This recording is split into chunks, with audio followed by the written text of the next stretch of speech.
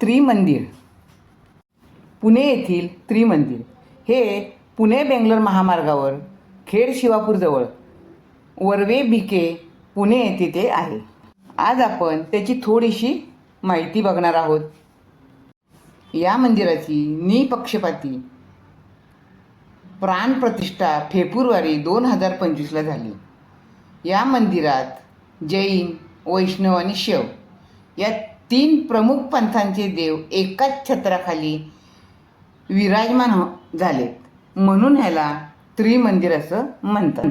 या मंदिरात विद्यमान तीर्थकर श्री सिमंदर स्वामी, श्री कृष्ण भगवान आणि श्री भगवान शिव यांच्या मूर्तीची स्थापना करण्यात आली आहे.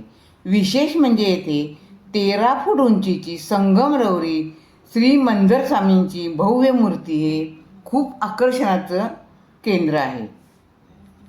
या मंदिरामध्ये जैन, वैष्णव आणि शैव तिन्ही भक्त येत असतात. या मंदिराच्या परिसरात अन्य महत्त्वाच्या देवतांची स्थापना पण करण्यात आली आहे.